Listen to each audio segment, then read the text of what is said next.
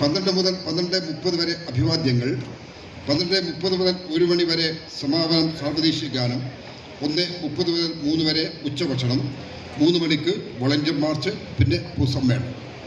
ഇതാണ് നമ്മുടെ അജണ്ട. ചുവപ്പിൽ ലയിച്ചു ചേർന്ന മഹാവിപ്ലവകാരികളെ കാലൻ രക്തസാക്ഷികൾ എന്ന് വിളിച്ചു. അനീതി നടമാടിയ ചരിത്രസന്ധ്യകളിൽ തീക്കാറ്റുകളായി അവർ പുനർജനിച്ചു. മരിച്ചിട്ടും മരിക്കാത്ത ഓർമ്മ ചിരാതുകളായി ഇരുട്ട് പടരുമ്പോഴെല്ലാം അവർ ജ്വലിച്ചു നിന്നു. ജോലിക്കും കൂലിക്കും മണ്ണിനും മനുഷ്യനും ആഹാരത്തിനും ആത്മാഭിമാനത്തിനും സ്വാതന്ത്ര്യത്തിനും മനുഷ്യാവകാശങ്ങൾക്കും വേണ്ടി ലോകമെങ്ങുമുള്ള അവകാശ സമരമുഖങ്ങളിൽ പിടഞ്ഞു വീണു മരിച്ച ധീര രക്തസാക്ഷികളുടെ ജ്വലിക്കുന്ന സ്മരണകൾക്ക് മുമ്പിൽ CPIM കാസർഗോഡ് ജില്ലാ സമ്മേളനം ഒരു പിടി രക്തപുഷ്പങ്ങൾ അർപ്പിക്കുന്നു. അനുശോചന പ്രമേയം. ഓരോ മരണവും മണ്ണിൽ അവശേഷിപ്പിക്കുന്നത് 1000 ഓർമ്മകളാണ്. പിന്നെയും അവശേഷിക്കുന്ന ജീവിതങ്ങൾക്ക് പ്രചോദനമാകുന്ന ഓർമ്മകൾ.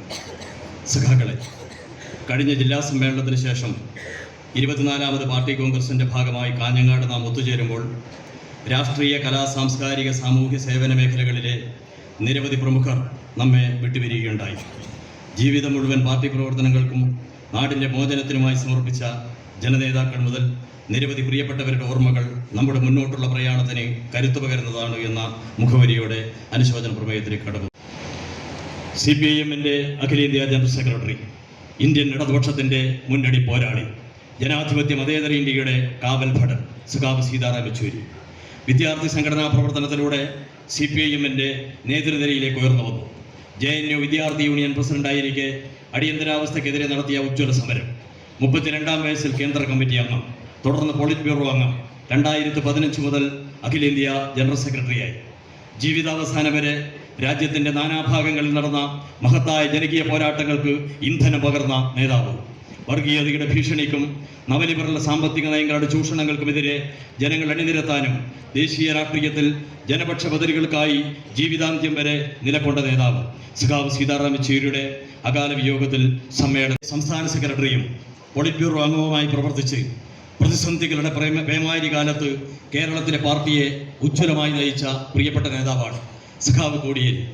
കേരളത്തിൻ്റെ രാഷ്ട്രീയ സാമൂഹ്യ രംഗത്ത് നിറസാന്നിധ്യമായിരുന്നു സഖാവ്. KSF-ലൂടെ സംഘടനാ പ്രവർത്തനം ആരംഭിച്ച സഖാവ് കോടിയേരി പാർട്ടി ബ്രാഞ്ച് സെക്രട്ടറിയായാണ് പാർട്ടി പ്രവർത്തനം തുടങ്ങിയത്. തുടർന്ന് തൻ്റെ നേതൃപാഠവും സംഘടനാ വൈഭവവും കൊണ്ട് കേരളത്തിലെ പാർട്ടിയുടെ മുഖമായി മാറി. കേരളത്തിൻ്റെ ആഭ്യന്തര വകുപ്പ് മന്ത്രി എന്ന നിലയിൽ മികവാർന്ന പ്രവർത്തനം നടത്തി. കേരളത്തിലെ ഇടതുപക്ഷ ജനാധിപത്യ മുന്നണിയുടെ വളർച്ചയ്ക്കും അതിൻ്റെ കെട്ടുറപ്പിനും വേണ്ടി നേതൃത്വപരമായി ഇടപെട്ടുകൊണ്ടിരിക്കുകയാണ് അസുഖബാധിതനാവുന്നത്. ചികിത്സയിലായിരിക്കെ 2022 ഒക്ടോബർ 1 സഖാവ് കോടിയേരി വിടവാങ്ങി. സഖാവിൻ്റെ വിയോഗത്തിൽ ഈ സമ്മേളനം ദുഃഖവും അനുശോചനവും രേഖപ്പെടുത്തുന്നു. മുന്നോടിയായിട്ടുള്ള കാസർഗോഡ് ജില്ലയിലെ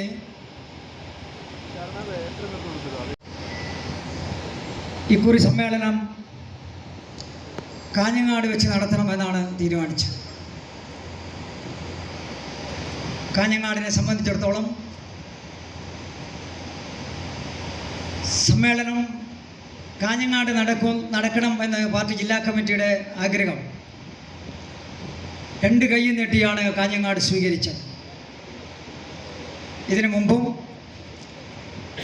പാർട്ടി ജില്ലാ സമ്മേളനം കാഞ്ഞങ്ങാട് വെച്ച് നടക്കുകയുണ്ടായി.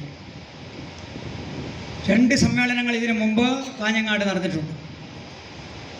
ഇത് 3ാമത് സമ്മേളനമാണ്. 13ാമത് കാസർഗോഡ് ജില്ലാ സമ്മേളനം.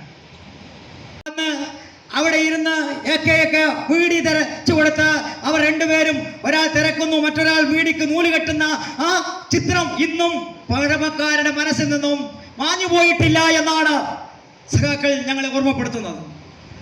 അങ്ങനെ മണിക്കൂറുകളോളം ഇവിടെ അഴീക്കോടൻ ചെലവഴിച്ച വൈകുന്നേരമാകുമ്പോൾ പുല്ലൂരേക്കും രാവണേശ്വരത്തേക്കും അമ്പലത്തറക്കുമെല്ലാം 2 പേരും കൂടി പോയി യോഗങ്ങൾ നടത്തി വരുന്ന കാഴ്ചകൾ കണ്ടവർ ഇന്നും ഇവിടെയുണ്ട്.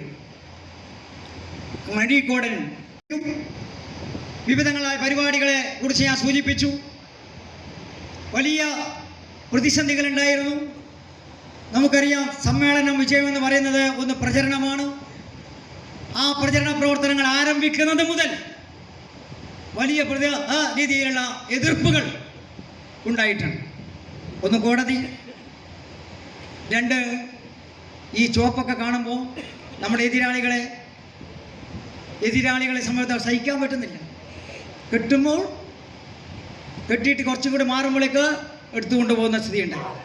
നിരവധി സ്ഥലങ്ങളിൽ ബോർഡുകൾ കത്തിച്ചു കളഞ്ഞു. അങ്ങനെ വലിയ പ്രതിസന്ധികൾ പല ഭാഗത്തുണ്ടായി. പക്ഷേ സഖാക്കൾ ഇന്നത്തെ കാലം എന്ന് പറയുന്നാൽ പലപ്പോഴും പലരും പല പരിപാടികൾ നടത്തുന്ന ഈവൻറ്റ് മാനേജ്മെൻറ്റിനെ അങ്ങോട്ട് ഏൽപ്പിക്കലാണ്. എന്നാൽ ഈ സമ്മേളനവുമായി ബന്ധപ്പെട്ട് കാഞ്ഞങ്ങാട് രൂപീകരിച്ച സംഘാടക സമിതിയും കാഞ്ഞങ്ങാട് ഏരിയക്കകത്തെ പ്രവർത്തകന്മാരും രാവെന്നോ പകലെന്നോ വ്യത്യാസമില്ലാതെ നിരവധി പ്രവർത്തനങ്ങൾക്കാണ് നേതൃത്വം നൽകിയിട്ടുള്ളത്. കൂട്ടായ പ്രവർത്തനത്തിലൂടെ 200-ലേറെ ചരിത്ര സദസ്സുകൾ,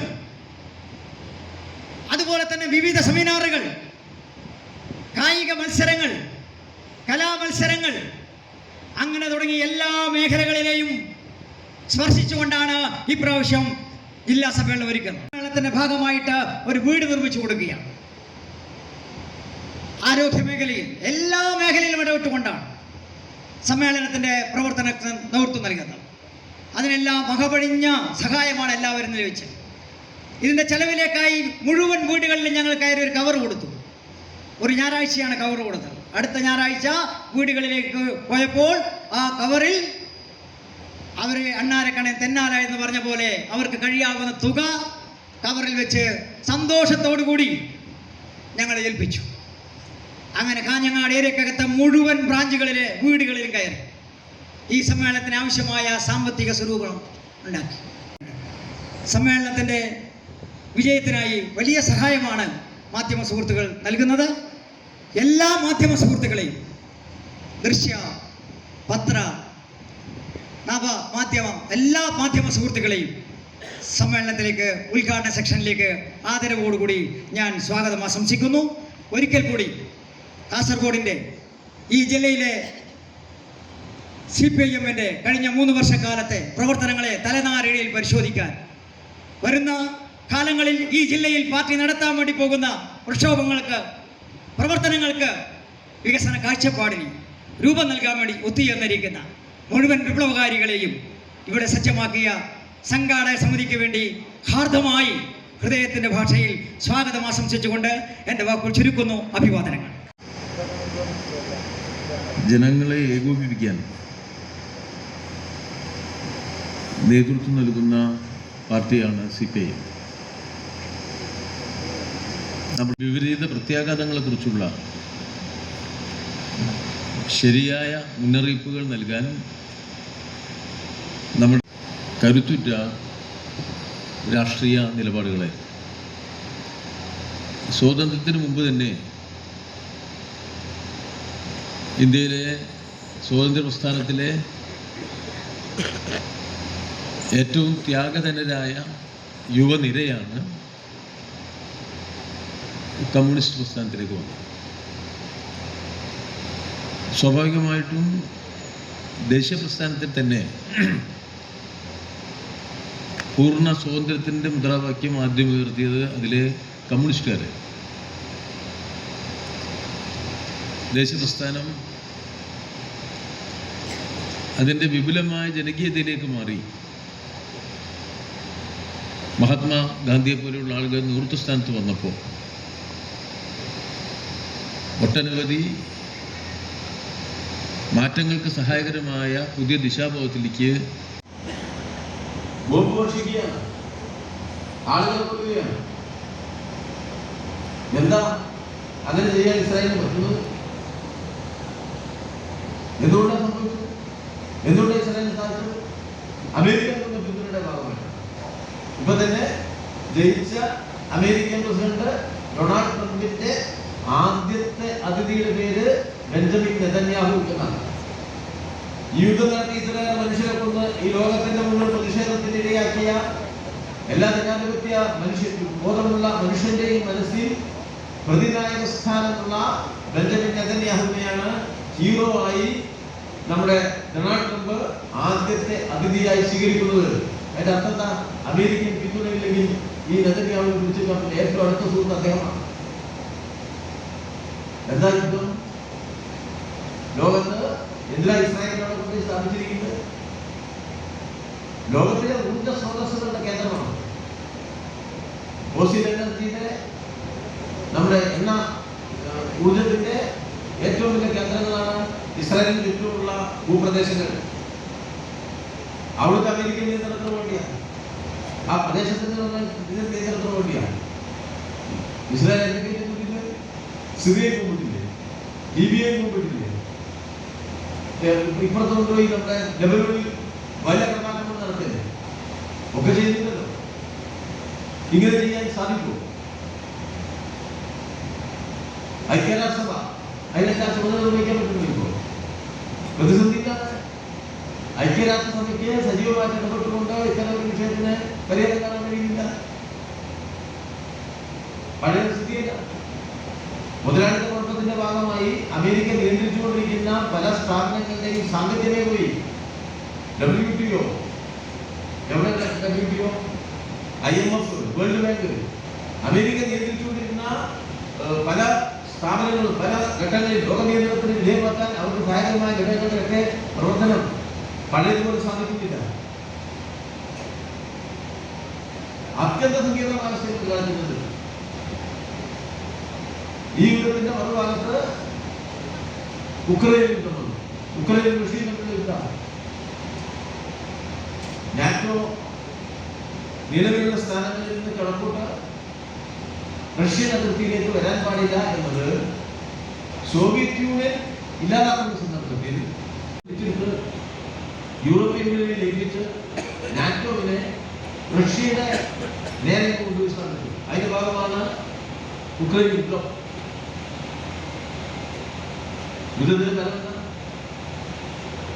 യുദ്ധത്തിന്റെ ഫലമായി ഭീകരമായ വിലക്കയറ്റമാണ്.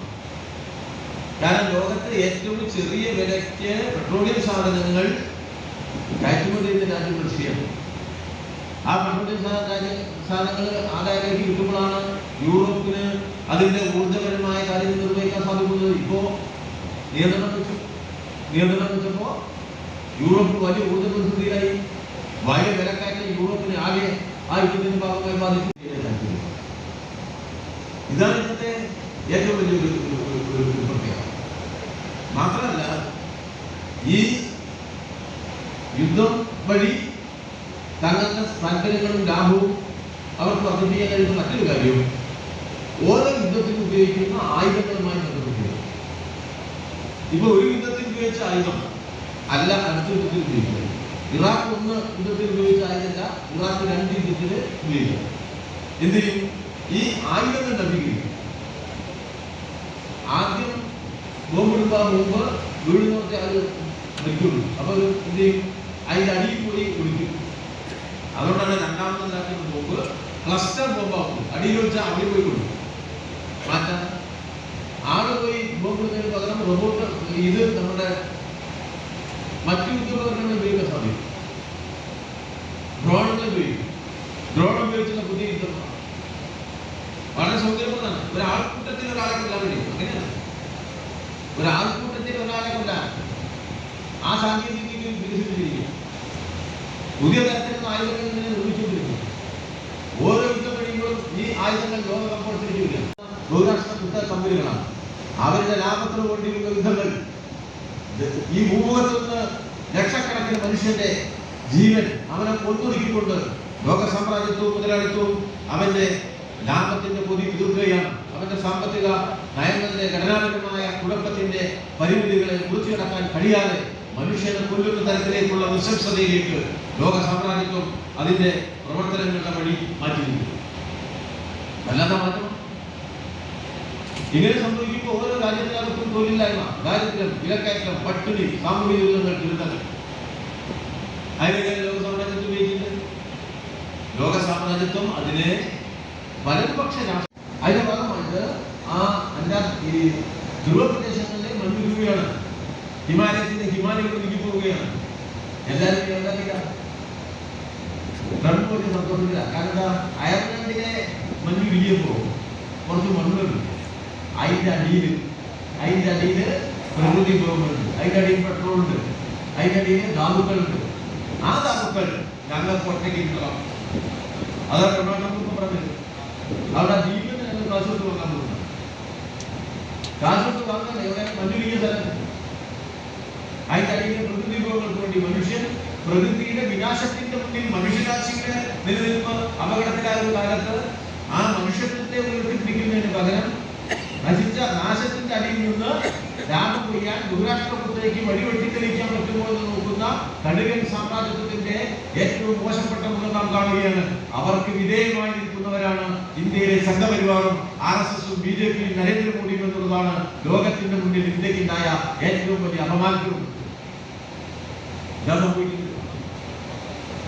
എത്ര വലിയ നാശം, എത്ര വലിയ കർണാടകത്തിന്റെ സുഖം. ഇതൊരു പുതിയ രീതിയിലേക്ക് കാര്യങ്ങൾ നയിക്കും.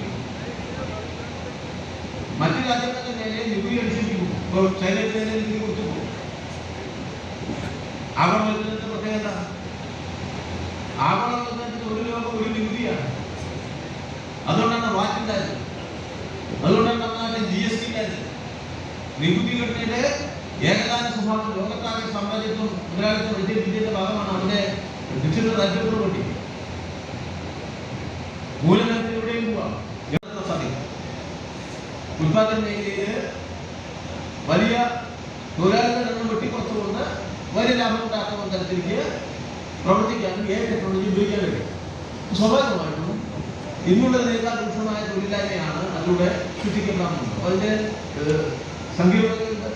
പക്ഷെ അത് ടെക്നോളജിയാണ്, സാങ്കേതിക വളർച്ചയാണ്. ആ സാങ്കേതിക വളർച്ചയുടെ വിപരീത ഫലങ്ങൾ അനുഭവിച്ചുകൊണ്ടിരിക്കുകയാണ്. അതുകൊണ്ട് എന്താ ചെയ്യുന്നത്? ഈ മേഖലയിലെ സാങ്കേതിക വൈദഗ്ധ്യത്തെ കൂടുതൽ ലാഭത്തിന് വേണ്ടിയിട്ട് ഉപയോഗിക്കാൻ ലോക മുതലാളിത്തം തയ്യാറായി. അപ്പോഴാണ് ചൈനയിൽ നിന്ന് പുതിയ ടെക്നോളജിക്കുള്ള പുതിയ സാധനത്തിൽ കൈകൊണ്ടത്. ചൈന വന്നപ്പോൾ ഭയങ്കര നെറ്റലായി. ഇവ ബാങ്കിനേക്കാൾ വളരെ കുറഞ്ഞ വിലയ്ക്ക് മാർക്കറ്റിലേക്ക് സാങ്കേതിക വിദ്യയെ ജനങ്ങൾ ഉപയോഗപ്രദമാകുന്ന തരത്തിൽ ഉപയോഗപ്പെടുത്താൻ കഴിയുന്ന ഇടപെടൽ ചൈനയ്ക്കെത്താൻ കഴിയും. അതുപോലെ വന്നല്ലോ കഴിഞ്ഞ 4-5 ദിവസമായിട്ട് ആഴ്ചയായിട്ട് അതിനെ ഏറ്റവും വലിയ അത്ഭുതമായിട്ട് നിൽക്കുന്നത്. കാരണം സാങ്കേതിക വിദ്യയിലെ മേധാവിത്വം കൊണ്ടാണ് അവർ പിടിച്ചിരിക്കുന്നത് അമേരിക്ക. അവിടെ ചൈന ഇടപെട്ടുകൊണ്ടിരിക്കും. ഇപ്പോൾ EV ടെക്നോളജി ലോകത്തിപ്പോ എല്ലാം ഇലക്ട്രിക്കൽ വെഹിക്കിളിലേക്ക് മാറുകയാണ്. വലിയ ലോകസമ്പത്തിൽ വന്നാൽ ഇന്ന് ലോക മുതലാളിത്തത്തിന്റെ ആ മേഖലയിലെ സ്ഥാപനത്തിന് വലിയ നഷ്ടം. അതാണ് ചൈനയ്ക്ക് നേരെ പ്രതിരോധം ഉണ്ടാക്കാൻ ശ്രമിക്കുന്നത്. പക്ഷേ ചൈനയ്ക്ക് ഈ ഉത്പാദന മേഖലയിൽ ഇടപെടാവുന്ന പല മേഖലയിലുമുള്ള മികച്ച സാങ്കേതിക വിദ്യ അവരുടെ കയ്യിലുണ്ട് എന്നും ലോകം തിരിച്ചറിയുകയാണ്. അപ്പോ ചൈന അതിന്റെ നിലനിൽപ്പ് അമേരിക്കയുടെ കടമാക്രമണം ഒക്കെ ഉണ്ടെങ്കിലും ചൈന മുന്നോട്ട്. ചൈനയും റഷ്യയും തമ്മിലുള്ള ഒരു സൗഹൃദം. റഷ്യയെ മുഴുവൻ പിടിക്കാൻ വേണ്ടിയിട്ട് അമേരിക്ക നോക്കി യുദ്ധം പ്രഖ്യാപിച്ചു. റഷ്യ തളർന്നില്ല സാമ്പത്തികത. എന്താ കാരണം? 3 കയറ്റുമതി ചൈനയില്ല. എല്ലാ കയറ്റുമതിയുടെ സിംഹഭാഗം ചൈനയിലാണ്. സോഷ്യലിസ്റ്റ് ആശയങ്ങൾക്ക് സമൂഹത്തിൽ ഇപ്പോഴും ഗുണപരമായി പ്രവർത്തിക്കാൻ കഴിയുന്നതിന്റെ തെളിവുകളാണ്. അതിനപ്പുറത്ത് സോഷ്യലിസ്റ്റ് രാജ്യങ്ങളൊന്നും വലിയ തകർച്ച കൂടാതെ പിടിച്ചിട്ടില്ല. വിയറ്റ്നാമിൽ ജനജീവിതത്തിലും GDP വളർച്ചയിലും അഭിവൃദ്ധിയും. വടക്കൻ കൊറിയ പഴയ ക്ഷാമകാലത്ത് നിന്ന് പുറത്തേക്ക് വന്ന് രക്ഷപ്പെട്ട് മുന്നോട്ട് പോകുന്നു. ലാവോസ് അതിന്റെ പൊതു വളർച്ചയിൽ മുന്നേറ്റം ഉണ്ടാക്കി, കുതിച്ചാട്ടല്ല മുന്നേറ്റം ഉണ്ടാക്കിയിരിക്കുന്നു. ക്യൂബ ഇപ്പോൾ ട്രംപ് വന്നു, വീണ്ടും രാഷ്ട്രീയം പ്രഖ്യാപിച്ചു. വലിയ തോതിൽ ഒരു സാധനം കയറ്റുമതി വാങ്ങാൻ കഴിയാത്ത അവസ്ഥയിലേക്ക് എത്തിയിരിക്കുന്നു. കോവിഡ് അവരുടെ ടൂറിസം വ്യവസായത്തെ തകർത്തു കഴിഞ്ഞിരിക്കുന്നു. എങ്കിലും ആ ക്യൂബ കീഴടങ്ങാതെ പിടിച്ചിട്ടുണ്ട്. ചൈനയുടെ നല്ല മുന്നിൽ, ലോകത്തിന്റെ മുന്നിൽ സോഷ്യലിസ്റ്റ് ആശയങ്ങൾ, പുരോഗമന ആശയങ്ങൾ, അതിന്റെ വർദ്ധമാനമായ പ്രസക്തി കൂടി ബോധ്യപ്പെടുന്ന ഒരുപാട് അനുഭവങ്ങളും നമുക്ക് ചുറ്റും ഇപ്പോ 6059 രൂപയാണ് നാട്ടുപുറത്ത്, 14,501 രൂപയാണ് നഗരങ്ങളിൽ. 14,000 നഗരങ്ങളിലെ കുടുംബത്തിന്, 6,000-ലധികം നാട്ടുപുറത്തെ കുടുംബത്തിന്. അതാണ് ഇന്ത്യയിലെ ശരാശരി വരുമാനം. ആ മനുഷ്യനെ കുറിച്ച് ആരാണ് ആലോചിക്കുന്നത്? അവരുടെ ഇവിടുത്തെ മഹാഭൂരിപക്ഷം, അവരുടെ 70%, അവർക്ക് വേണ്ടി എന്തെങ്കിലും നിലപാടുണ്ടോ? 1.4% വരുന്ന 1 ലക്ഷത്തിലേറെ വരുമാനമുള്ള ആളുകൾ ആളുകളുടെ ആനുകൂല്യങ്ങളെന്ന് പ്രഖ്യാപിച്ച് ഇതാ ഇന്ത്യ പുരോഗതിയിലേക്ക് കുതിച്ചുപോകുന്നു എന്ന് പറയുന്ന നിലപാട് അതിനുള്ളിൽ പ്രഖ്യാപിച്ചത് നടപ്പിലാക്കുന്നു. കഴിഞ്ഞ വർഷം ഇന്ത്യയിലെ ഏറ്റവും വലിയ പ്രധാനപ്പെട്ട പരിപാടിയാണ് പൊതുപ്രവർത്തനം പ്രഖ്യാപിച്ചത് നിലവാക്കി പ്രഖ്യാപിച്ച 56,000 കോടി ചെലവാക്കിയില്ലല്ലോ. ഓരോ തവണയും പൊതുമേഖലയെ സംരക്ഷിക്കാൻ കൂടിയിട്ടോ കാർഷിക രംഗത്ത് ഇൻപുട്ട് സബ്സിഡി, അവർക്ക് കൃഷി നടത്താനുള്ള സഹായം, രാസവള സബ്സിഡി, ജലസേചന സൗകര്യങ്ങളുടെ ഉപയോഗം, പണം നീക്കി കൊടുക്കുന്നുണ്ടോ? എല്ലാം വെട്ടിക്കൊണ്ടിരിക്കുകയാണ്. എവിടെയാണ് സാധാരണക്കാരെ സഹായിക്കുന്നത്? എന്താ നയം? ഇതാണ് BJPയുടെ നിലപാട്. ഓരോന്നിലും അവര് ജനവിരുദ്ധമായ നയങ്ങൾ നടപ്പിലാക്കുക. അപ്പോൾ വളരെ പ്രയാസകരമായ ഒരു അന്തരീക്ഷത്തിൽ നമ്മുടെ നാടിന്റെ പൊതുസ്ഥിതി നീങ്ങാൻ പോകുന്നു എന്നുള്ള വസ്തുതകളെ നന്നായിട്ട് തിരിച്ചറിയാൻ നമുക്ക് സാധിക്കണം. വലിയ തോതിൽ ഈ വിഷയത്തിൽ നമുക്ക് ശക്തമായ പ്രക്ഷോഭ സമരങ്ങളെ രൂപപ്പെടുത്താൻ കഴിയും. ഇവിടെ നമ്മൾ മനസ്സിലാക്കേണ്ട ഒരു കാര്യം, നമ്മുടെ ഇന്ത്യയിലെ ജനങ്ങൾ പൂർണ്ണമായി BJPയുടെ ഈ തീവ്ര ഹിന്ദുത്വത്തിന് വിധേയമാകുന്നില്ല എന്ന ഗുണപരമായ കാര്യം തന്നെയാണ്. അവിടെ നല്ലൊരു മാറ്റം ഉണ്ടായല്ലോ. 2 പാർലമെന്റുകളും BJPക്കെതിരാണ് രാഷ്ട്രീയമായി വോട്ടെടുപ്പ്. നല്ല കാര്യമാണ്. BJP തെരഞ്ഞെടുപ്പുകളെ തോൽപ്പിക്കാൻ കഴിയുന്നു. അത് ചെറിയ കാര്യമില്ല. കാരണം അതിന്റെ നയങ്ങൾ അത്യന്തം വലതുപക്ഷവൽക്കരിക്കുകയാണ്. അതിന്റെ കടലാക്രമണ സ്വഭാവത്തിൽ കുറവില്ല. അനലരിയും സമരപഥങ്ങൾ കയറിയൊരാളിന്നു വരുന്നേ, കരുതലിനൊരു കാവലു പോലെ സൂര്യൻ. അനലരിയും സമരപഥങ്ങൾ കയറിയൊരാളിന്നു വരുന്നേ, കരുതലിനൊരു കാവലു പോലെ സൂര്യൻ. കടമകളെ കരളു തുടിപ്പിൻ തുടികൊട്ടി ഉണർത്തി വിടർത്തി, കരുതലിനൊരു കാവലു പോലെ എരിയും സൂര്യൻ. നെറിയുള്ളൊരു നേതാവുണ്ടേ, കനിവുള്ളൊരു കരളതുമുണ്ടേ, അഴലകലൻ കരളു കൊടുത്തേ വെയിലിൻ കൊള്ളി. മലനാടതു മിന്നി മിനുങ്ങി മലയാളം പെരുമലയാളം, പലകൂട്ടം പെരുമക്കൂട്ടം പുതുമക്കൂട്ടം.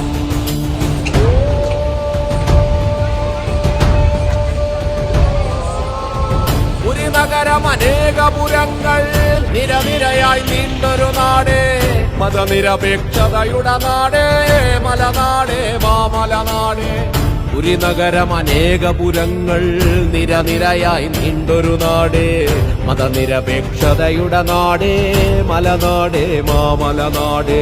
കാണക്കാട് വളരുന്നേ മലനാട് മാമലനാട്, നെറിവുള്ളൊരു നേതാവുണ്ടേ പകലിൻ സൂര്യൻ.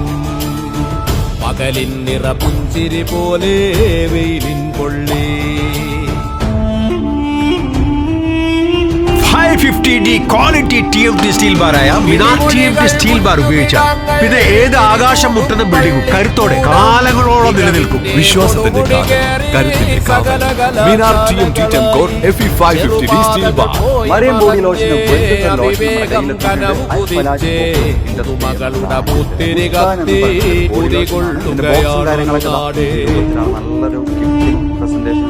നിറവുള്ള മനസ്സുകൾ ചൊല്ലി കനിവിൻ സൂര്യൻ.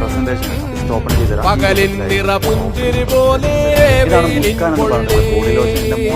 പൂക്കൾ നിറയുന്നൊരു വല്ലി കനിവിൻ വള്ളി. ചെറുതുള്ളികളേറ്റതു ചൊല്ലി പകലിൻ കൊള്ളി. നിറനന്മ നിറഞ്ഞതുപോലെ വെയിലിൻ കൊള്ളി. കനലരിയും സമരപഥങ്ങൾ കയറി ഒരാളിന്നു വരുന്നേ, കരുതലിനൊരു കാവലു പോലെ കരുതലിനൊരു കാവലു പോലെ കരുതലിനൊരു കാവലു പോലെ സൂര്യൻ. കാര്യങ്ങളൊക്കെ കിട്ടിയിട്ടുണ്ടെന്ന് അവർ പറഞ്ഞിട്ടുണ്ട്. പിന്നെ അവർ മെയിനായിട്ട് ചെയ്യുന്നത് ഹോൾസെയിലാണ്. അപ്പോൾ ആർക്കെങ്കിലും ബൾക്കായിട്ട് ഹോൾസെയിൽ വേണമെന്നുണ്ടെങ്കിൽ താഴെ കൊടുത്ത് നമ്മളെ കോൺടാക്ട് ചെയ്തോളി, അവർ കാര്യങ്ങളൊക്കെ അറേഞ്ച് ചെയ്യും. ഇനി നാട്ടിലോട്ട് ആർക്കെങ്കിലും ഹോൾസെയിലായിട്ട് വേണമെന്നുണ്ടെങ്കിൽ അതിനെ അവരെ കോൺടാക്ട് ചെയ്തോളി. പിന്നെ പെർഫ്യൂമൊക്കെ ആർക്കെങ്കിലും മാനുഫാക്ചർ ചെയ്യണമെന്നുണ്ടെങ്കിൽ അതുപോലെ പ്രൈവറ്റ് ലാബിലും കാര്യങ്ങളൊക്കെ ചെയ്യണമെന്നുണ്ടെങ്കിൽ ഇവരെ കോൺടാക്ട് ചെയ്യുക. ഏതായാലും താഴെ ഡിസ്ക്രിപ്ഷനിൽ അവരുടെ കംപ്ലീറ്റ് ഡീറ്റെയിൽസ് ഞാൻ കൊടുക്കുന്നുണ്ട്. ഈ സാധനങ്ങൾ ഓർഡർ ചെയ്തോളി, ഓൾ ഓവർ യു എ അവരുടെ ഡെലിവറിയും കാര്യങ്ങളൊക്കെ ചെയ്തിടും. City Gold, Gold and Diamonds, Kerala and Karnataka.